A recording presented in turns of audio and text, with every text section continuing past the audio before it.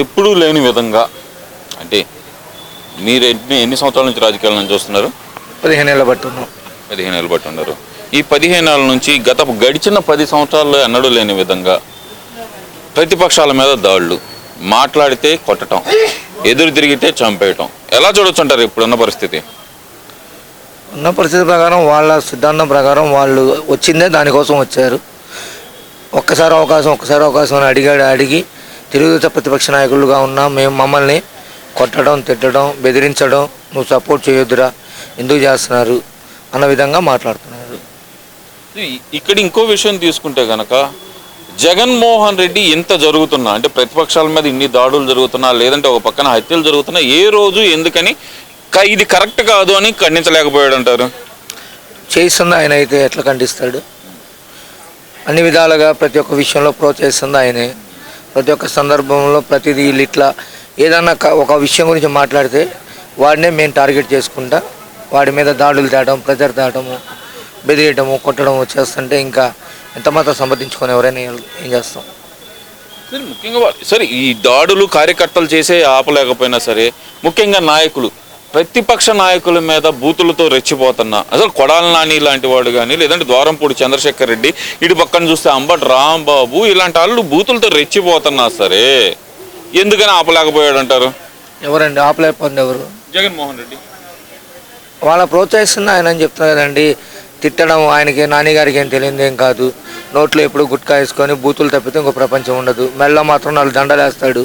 భక్తుడిని నేను, నా అంత భక్తులు లేడు అని చెప్పి దండలు చొక్కా తీసి ఎర్ర తీసుకుంటాం. ఆయన అంబటి రాంబాబు గారి గురించి చెప్పేదే ఉంది. నోరు తెరిస్తే వచ్చేదానికి బూతులే. వాళ్ళ పార్టీలో పలకరియాలన్నా అదే పలకరిస్తుంటాడు. అరే మన ఎట్లా అంటున్నారు కొట్టండ్రా అంటాడు, లేదనుకో సైక్ చేస్తూ ఉంటాడు. అదే వాళ్ళు చేసేది. దాన్ని జగన్మోహన్ రెడ్డి గారు కూడా సమర్థించుకుంటున్నారు. ఆయన ద్వారా ఆయన చెప్పకుండానే ఏమి జరగక ఇక్కడ ఏదైనా దాడి కానీ ఏదైనా కార్యకర్తలకు సైక్ చేయడం కానీ ఎమ్మెల్యే కానీ మినిస్టర్ కానీ ఏదైనా వాళ్ళ యొక్క ఆధ్వర్యం లేకుండా వాళ్ళ యొక్క అనుమతి లేకుండా అయితే ఏ కార్యక్రమం జరగదాడా? పక్కన చూస్తున్నాం మనం పర్యాటక శాఖ మంత్రి రోజా గారు ఉన్నారు. మన రీసెంట్గా ఒక బుక్ కూడా రిలీజ్ అయింది ఆమె మీద, రంగుల ప్రపంచం నుంచి రాజకీయాల్లోకి అంటూ ఆమె జీవిత చరిత్ర ఒకటి బయటకు వచ్చింది కదా. నిజంగా నా రంగుల ప్రపంచం నుంచి రాజకీయాల్లోకి వచ్చి ఆమె సాధించింది ఏంటి? సాధించింది ఉంది. రంగుల ప్రపంచం అనేది ఆమెకి జీవితం. ఆ జీవితం ద్వారా రాజకీయంలోకి వచ్చింది. ఏదో చేద్దామని ఫస్ట్ చంద్రబాబు నాయుడు గారి దగ్గరకు వచ్చింది, చేసిన అన్నాలు చేసింది. ఇప్పుడు జగన్మోహన్ రెడ్డి గారి దగ్గరికి వెళ్ళింది. ఆయన ఫుల్ మద్దతు ఇస్తున్నాడు. నువ్వు ఏదైనా చేయి, నేనున్నా, నీ వెనక నేను చూసుకుంటా అన్నట్టు మద్దతు ఇస్తున్నారు. జబర్దస్త్లో కామెడీగా నవ్వుతుంది, బయటకు వచ్చేమో రకరకాల డ్రెస్సులు వేసుకొని చేతులు ఊపుతూ ఉంటుంది. అంటే ఇక రాజకీయాలంటే ఎవరు సామాన్యులు రావాలంటే భయపడే పొజిషన్కి ఎందుకని తీసుకొచ్చారంటారు వీళ్ళు? ఇంకొక అవకాశం అనేది తెలుగుదేశం ప్రభుత్వం కానీ ఇటు జనసేన కానీ ఇస్తే వీళ్ళ ఏదైతే చేశారో ఇన్నాళ్ళు చేసిన భాగవతాలన్నీ బయటపడతాయి. ఇట్లా బెదిరించి మన అథారిటీ చేసుకుంటా నెక్స్ట్ కూడా మన పార్టీ తెచ్చుకుంటే ఈ రానున్న 5 ఏళ్లలో కూడా మన రాష్ట్రాన్ని ఏదో ఒక దేశానికి అమ్మేసుకోవచ్చు, మనం ఏటోళ్ళు వెళ్ళిపోవచ్చు అన్న ఉద్దేశంతో వాళ్ళు పోరాటాలు చేయడం జరుగుతుంది. ఓవరాల్గా ఏం చెప్తారు? జగన్మోహన్ రెడ్డి పదే పదే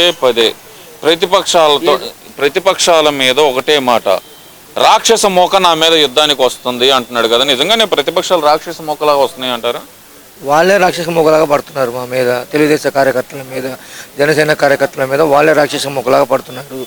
కానీ మేము శాంతంగానే ఉన్నాం. ఏదున్నా మా బాబు గారు చెప్పిన ప్రకారం ఏదున్నా శాంతంగానే పోండమ్మా, శాంతంగానే ఉండన్నారు. మా బాబు గారు చెప్పినట్లుగా మేము శాంతియుతంగానే చేసుకుంటూ వెళ్తున్నాము. ఈ ఎలక్షన్ కూడా రిలీజ్ అయింది కాబట్టి ఈసారి గట్టిగా మా తెలుగుదేశం పార్టీ గుంటూరు పశ్చిమ నియోజకవర్గం గల్లా మాధవి గారిని భారీ మెజార్టీతో గెలిపించుకుంటాము.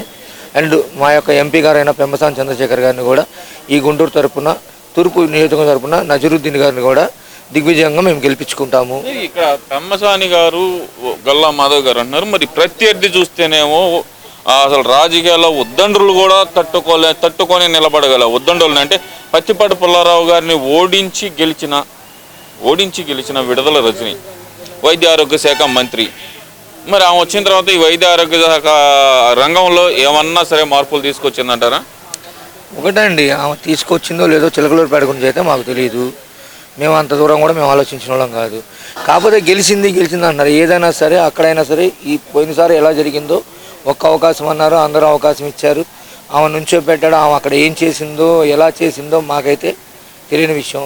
గుంటూరు వచ్చేదానికి మాత్రం మాకు మద్దాలగిరి గారిని గెలిపించుకున్నాము. ఆయన వైసీపీలోకి మారడం జరిగింది. కనీసం ఆయన గెలిచిన తర్వాత ఒక రోజు కూడా వార్డులోకి వచ్చి కానీ ప్రచారానికి వచ్చి కానీ అమ్మ ఇట్లా మేము పలానా సందర్భంలో వెళ్ళామని కానీ ఒక సందర్భంగానే అమ్మ పలకరేయడం కానీ అనేది అయితే ఏమీ లేదు.